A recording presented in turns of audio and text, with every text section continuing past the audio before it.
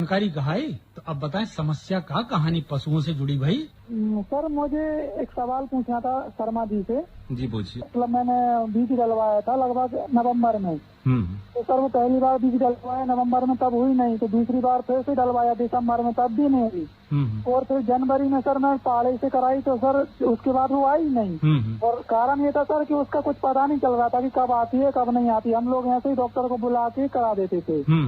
तो जब पाड़े से कराई उसके बाद वो आई नहीं सर। मतलब वो कुछ घिरी वगैरह लेती थी, लेकिन सर उसके बाद चेक नहीं कराई सर। जनवरी में कराई थी 10-12 तारीख को, और उसके बाद चेक नहीं कराया चला। तो सर कोई ऐसे लक्षण बताइए जिसको देख के हमें लगे कि हमारी सफलता मिल चुकी है हमारे लिए। नहीं, ये बाजार में कोई किट उपलब्ध नहीं है जिससे कि हम यूरिन टेस्ट करके ये बता दें कि आपकी, और वो भी 100% अंदाज तो लगाया जा सकता है। देखिए अभी हर पंचायत में एक ट्रेविस बटा हुआ था, मैं आपको बताएं, पशु उपचार सेट बना हुआ है। जी। क्या आपके यहाँ बना है?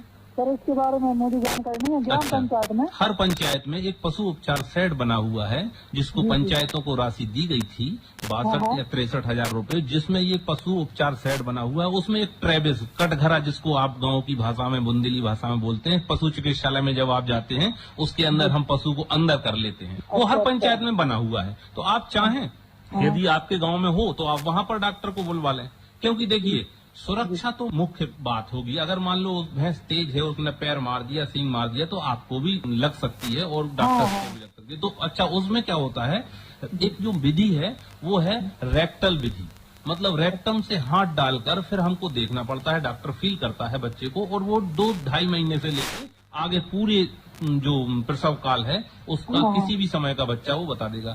देखिए अगर आपने बच्चा डिटेक्ट करा लिया, जांच करा ली, प्रेगनेंसी डायग्नोसिस करा लिया, तो आप अपनी भैंस को उसके अनुसार चारा दाना पानी देना शुरू कर देंगे। ऐसा ना हो कि आप इंतजार में रहें, 9-10 महीने बाद पता चला कि भैंस खाली है। हाँ सर, वही तो आज के दौर में इतना महंगा चारा भूसा दाना है कि ये तो आप करें ही ना, आप तुरंत उसको चेक कराएं, या तो आप पशु चिकित्सालय में भैंस को ले जाएं। आप चाहें तो लकड़ी का भी, मैं सभी पशुपालकों को ये कहना चाहूंगा कि जिसके यहाँ 10 या 12 पशु हैं, वो पशु चिकित्सालय के अनुरूप ही लकड़ी का एक ट्रेविस घर पे बना सकते हैं, जिसमें कि जो तेज गाय है लगाते टाइम उसी के अंदर खड़ी कर ली, हम बाहर बैठ के आराम से बाल्टी लगा लेंगे। तो जो लगाते टाइम कई गाय भैंस लात मारती हैं, आपका दूध फैल जाता है, उससे भी निजात मिलेगी। और उपचार के दौरान आप उसको अंदर कर लीजिए, जैसे दवा पिलाना है, गोली खिलाना है, तो एक छोटा सा लकड़ी का ट्रेविस भी घर पे बनाया जा सकता है। लेकिन आप जांच जरूर कराएं। देखिए ये आप सही कह रहे हैं कि जब जिनके यहाँ भैंसे हैं लेकिन पड़ा नहीं है,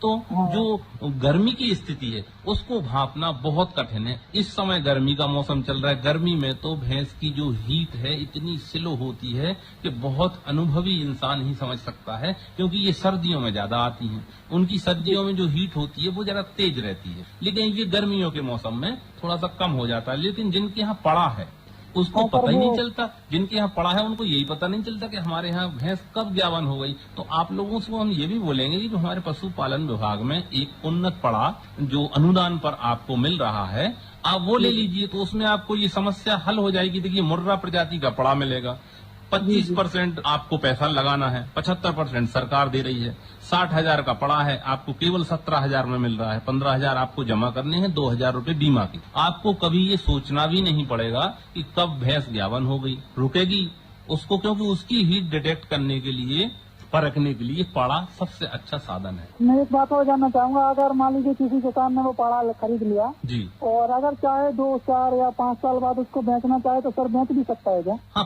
5 वर्ष बाद बेच सकता है, लेकिन मैं उसको ये कहूंगा कि वो कम से कम हमारे पशुपालन विभाग की एक स्कीम का यदि वो फायदा ले रहा है तो बेचने की नौबत ना आए। वो ये कर सकता है कि आपके क्षेत्र में जितनी भी भैंसें हैं उनको ज्ञावन कराए, और उनसे उचित आप दाम भी ले सकते हो पशु के पालन पोषण के लिए, कि जैसे आपने निर्धारित कर लिया 300 रूपये, 400 रूपये, 500 रूपये, जिसकी भी भैंस ज्ञावन कराएंगे।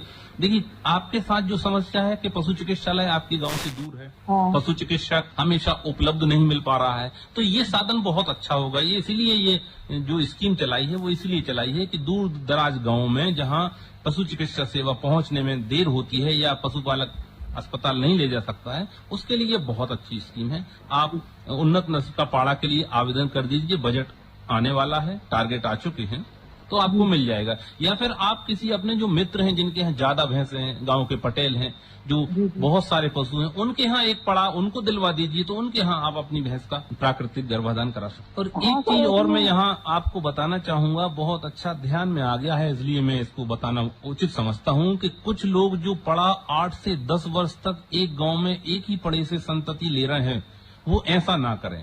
आप अपना पड़ा 3 साल में दूसरी जगह के पड़े से एक्सचेंज कर लें।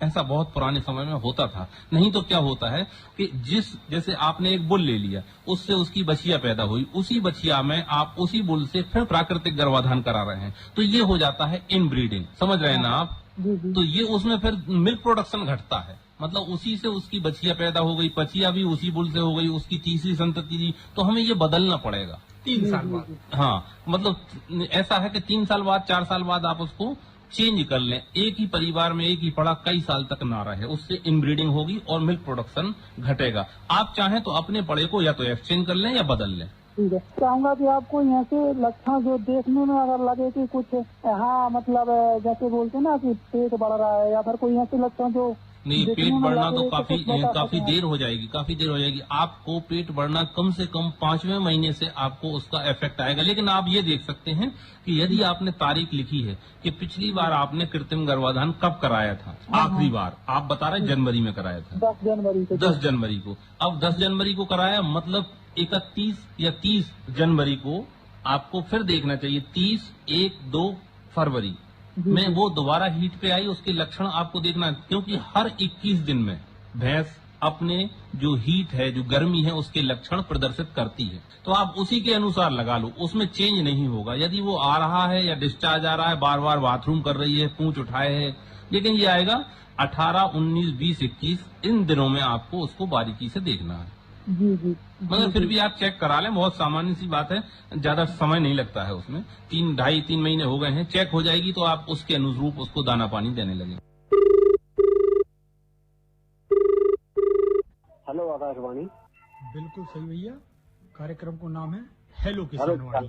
जी, लक्ष्मण सिंह बोलो सर, बहुत राय से। लक्ष्मण भैया स्वागत है आपको। क्या पूछ रहे थे सर हम? तो फिर अपन जैसे देसी गाय की लाने बेसी गाय बनाना चाहते हैं सर, उन्नत नस्ल की, तो उसकी लाने बताओ कुछ ही सर उपाय।